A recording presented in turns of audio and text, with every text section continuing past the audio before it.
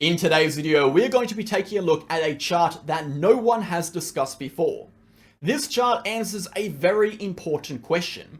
Will Bitcoin and cryptocurrency as a whole see a parabolic season in 2024? This is a video you don't want to miss. Let's dive in.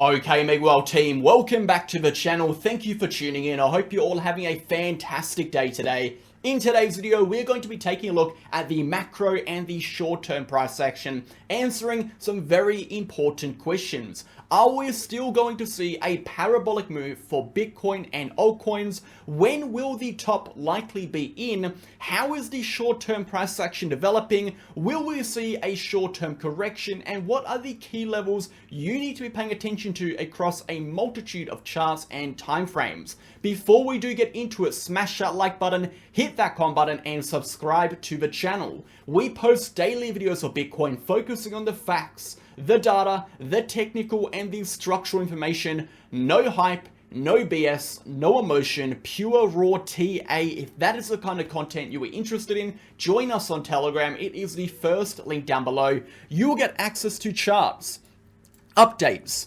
videos, educational posts, news events, and everything you need to stay in the loop of cryptocurrency with Bitcoin and the relevant economic news. If you are interested in taking your trading to the next level, join us on VIP, where we post trading setups with exact entry prices, exact targets, exact stop losses, trade justification, and exclusive analysis. You'll also get access to our group chats, our general chat, trading chart and education chat, daily video, news, help, and trade setup chat. If you're interested in getting access to that with over 600 members, contact me in the pinned comment of the free channel for more information by clicking my name over here or click these links to find out more. Let's go ahead, guys, and dive in. So like we said, we have a whole bunch to be talking about today, guys, but we'll start off on that market data.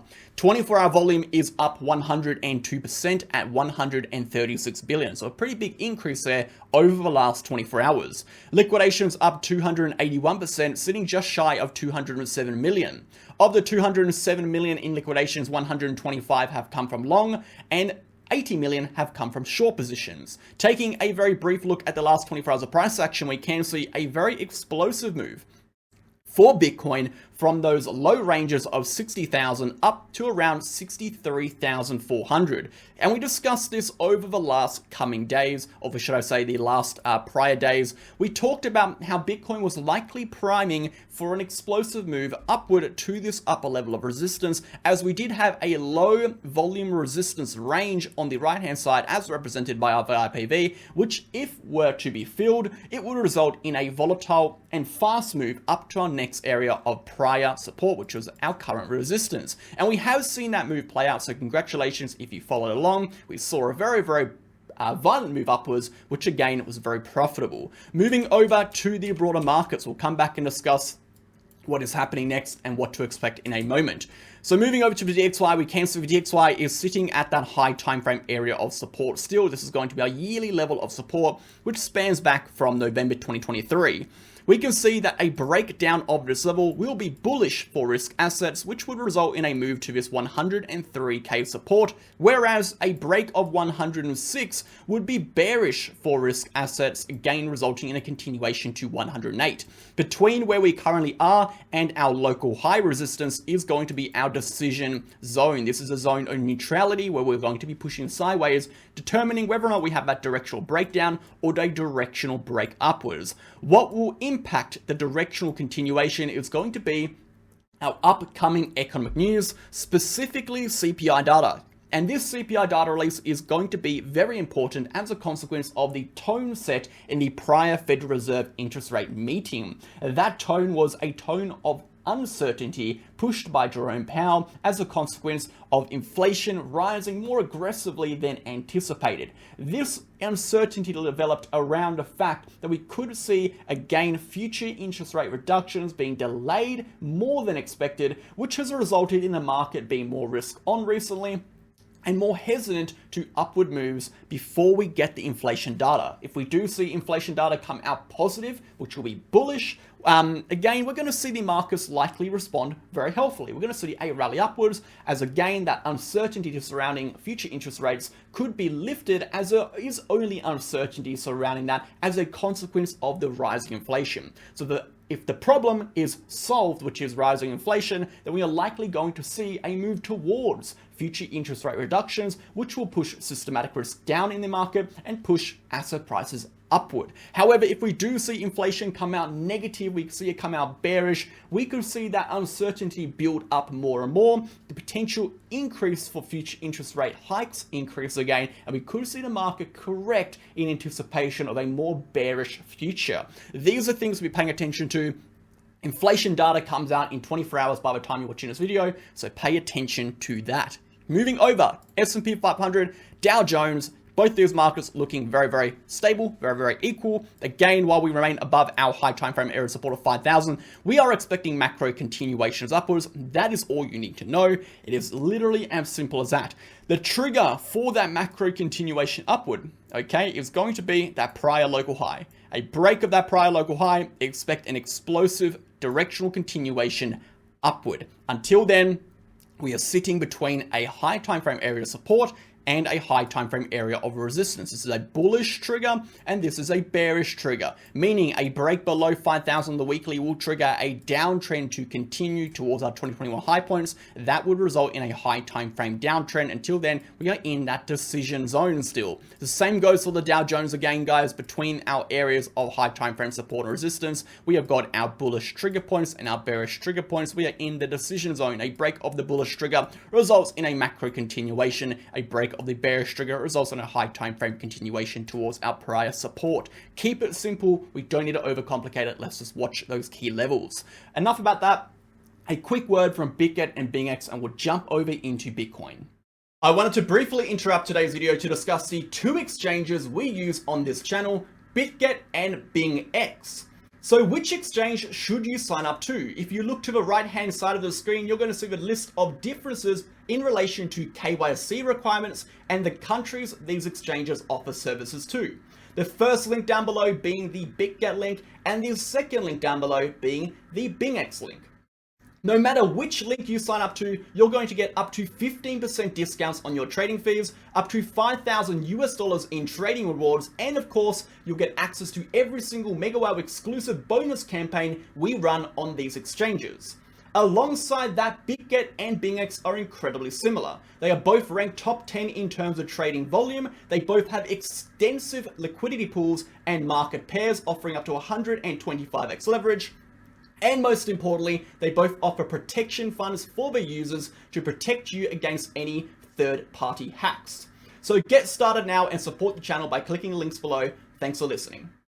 Okay guys, let's go ahead and jump into Bitcoin. And in today's video, we're going to be starting on the weekly charts, discussing what has happened in the last 24 hours in regards to the weekly candle close. So as we can see guys, the weekly candle close did occur yesterday, and we saw the closing price above the $60,000 region, which is a bullish close for Bitcoin. Like as we've been saying guys, we have been running the risk of seeing what we saw happen in the 2021 high, which was the deviation above the high range. And this again resulted in a macro downtrend as we lost that major $60,000 support. This resulted in deviation, and this marked the top of the prior cycle. A lot of people have been concerned that that would happen this time around again.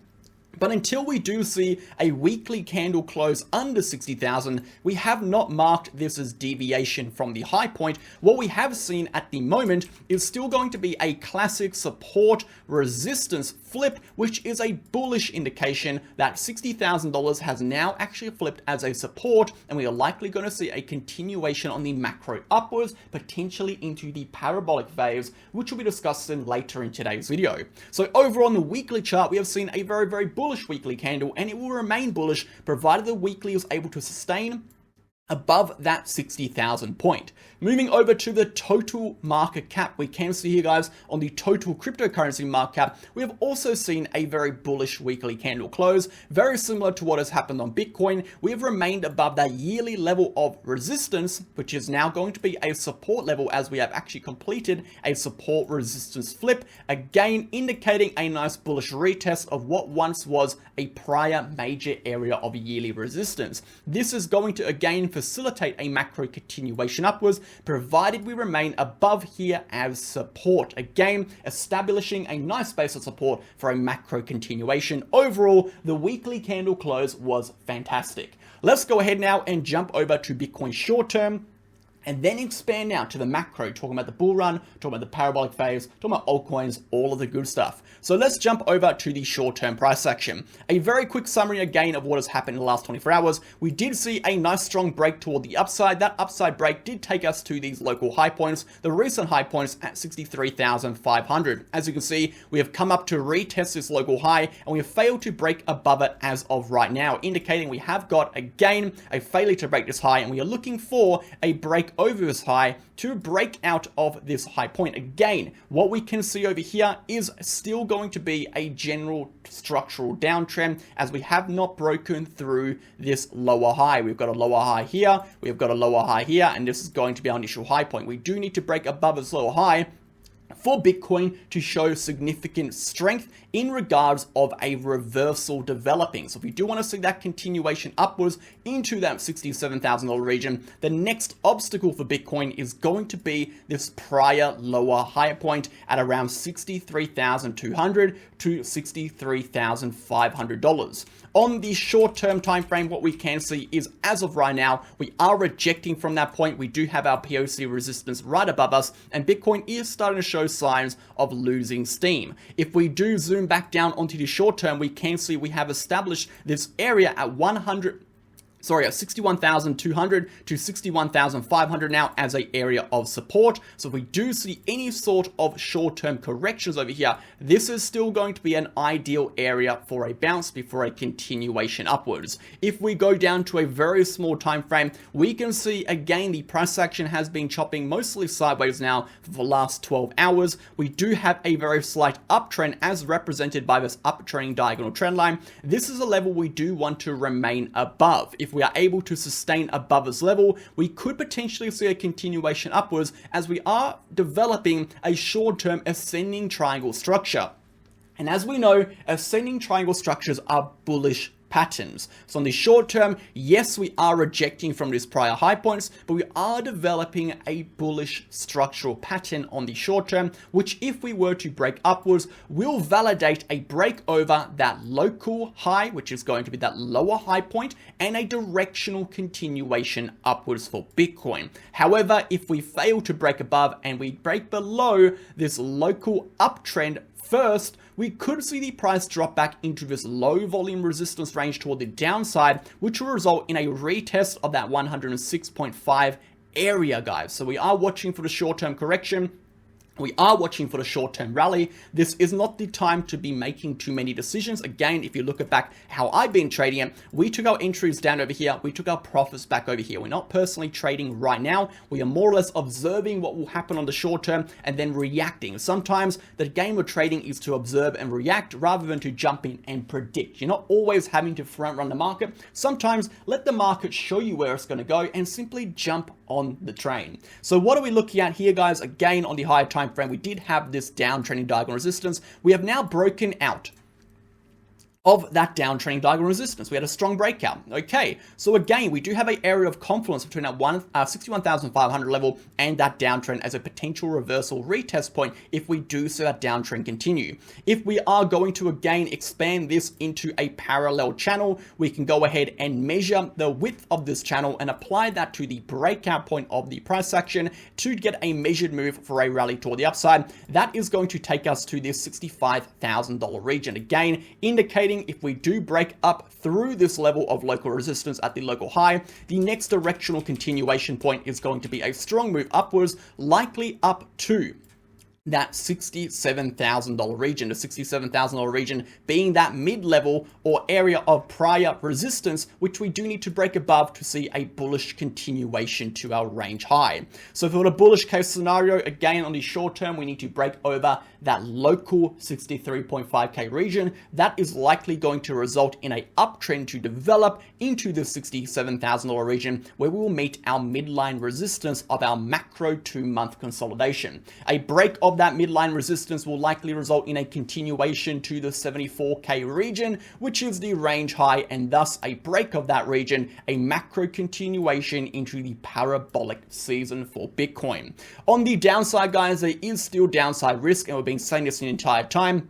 While we remain below the $67,000 region, the downside risk is still present. It is not off the table, it is not likely, but it is still present. So how would a downside move actually originate, and where would we likely see? Like we said already, on the short term, if we were to see a downside correction, we would see a correction into the 61.5K region. If we do zoom out from there and assume a directional continuation lower, the main level we do need to remain above is going to be this major uptrending diagonal trend line, again, which is a representation of the current bull run. Provided we are able to remain above this level, this is going to result in Bitcoin remaining in a macro uptrend. So even if worst case scenario, we see that correction down to this level, we are technically still bullish on the macro, provided this level is able to sustain. Again, we're going to be discussing the implications of this 57 to 56K region later in today's video, so I do want you to remember that point. Overall, short term has had a fantastic bounce. The bounce has not been strong enough yet to put full control in the hands of the bulls. It has not happened yet. All we have seen is a low volume resistance range fill. We do have the possibility to get the volume and get the strength back in the hands of the bulls, but we do need to break above this higher low or this lower high point to see that continuation upward. Let's go ahead now, guys, and jump over to a slightly higher time frame and discuss directional continuations. So again, for us to see that directional continuation upwards, we do need to break above that prior high point. This is going to be the trigger point for a parabolic season for Bitcoin. So let's talk about that. Is Bitcoin and altcoins still going to enter a parabolic season? And when could the top be based on technical and date range trends? Let's move over to the macro chart. So this is our macro chart here on the right hand side. We can see this is a weekly chart, and on our left hand side, this is going to be our monthly chart. On the bottom, we have got a few indicators. We've got our Vortex indicator. We're going to come back and talk about that. And we've also got date range trends based on cycle lows to lows, cycle lows to tops, and cycle tops to bottoms. But first and foremost, I want to go ahead and discuss a technical indicator, which is going to be our Pi cycle indicator, before we talk about anything else. As we just mentioned, that Bitcoin is still likely to see a parabolic phase, so let's discuss that from a technical perspective. What we can see every cycle, we have got a 3-point verification method, which is going to be the Pi cycle lower band. The red line enters the Ichimoku cloud. At the same time, Bitcoin retests the prior high of the prior cycle, which at the same time, Bitcoin is retesting the Pi cycle high. And while both these two things are happening, the price action is sitting above the Pi cycle high short moving average and low short moving average, which is the yellow and green line. 3 points of verification. If we look back at our prior cycle, we can see exactly the same thing. At the same time, Bitcoin is retesting our prior high. We are retesting the upper band. The price action is above the mid bands, and the Ichimoku cloud is broken in by the Pi cycle lower band. Again, same 3 points of verification. Moving to the prior cycle, this is 2017 now. Again, Pi cycle breaks into Ichimoku. Price action retesting upper band. At the same time, it retests the upper band of the 2021 high. And the price action is sitting above the mid bands of the Pi cycle while it is doing that. 3 points of verification. Even if we move back to the first cycle for Bitcoin, we can see the same thing just after the first halving. Ichimoku cloud breaks in. Price action retesting the Pi cycle high while sitting above the mid bands. What we have noticed is every single cycle before the parabolic phase starts, we see the 3 same verifications we are seeing right now in Bitcoin's price action.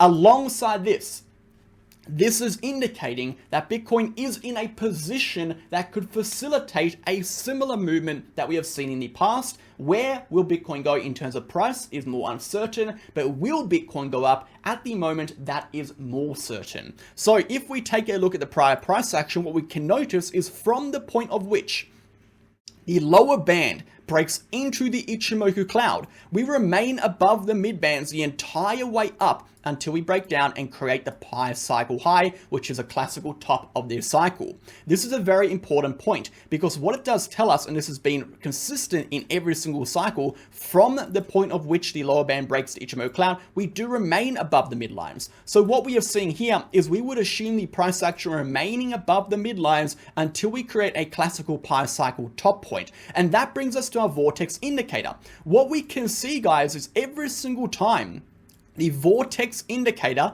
tests the downtrending resistance right over here, right over here, and right over here, we create a pi cycle high point. The pi cycle high point is when the price action breaks below the high short and low short moving averages. Okay, and that happens when the Vortex indicator retests a downtrend. So it tells us right now we are not going to create a pi cycle high here, which means we are unlikely to break below the pi cycle indicators, which gives us one possible scenario. We are going to continue upwards along the pi cycle indicators until we create a pi cycle high, which again would result in the Vortex indicator retesting a downtrend. So we have 3 points of verification which not only confirm and validate each other, but their invalidation points are met. They're similar invalidation points. Okay, so they're connected data points. They are not separate data points we're trying to piece together. They are connected. So that also gives us a very clear invalidation. If the price action on the weekly were to break below the low short moving average and close a weekly candle underneath that 55 to 56K region, we would see a top. We would see the price action enter a macro downtrend.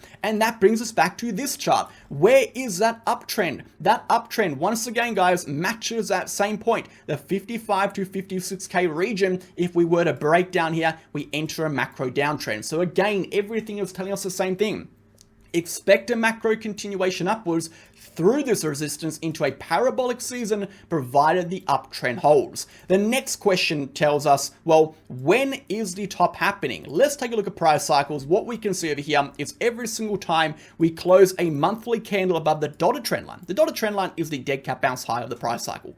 Dead cat bounce high, dead cat bounce high. Okay, every time we close a monthly above, what we do is see 14 bars, 13 bars to the top, we could see potentially 12 bars. That takes us to a date range of February 2025 for a potential top for Bitcoin. Now, it could happen sooner.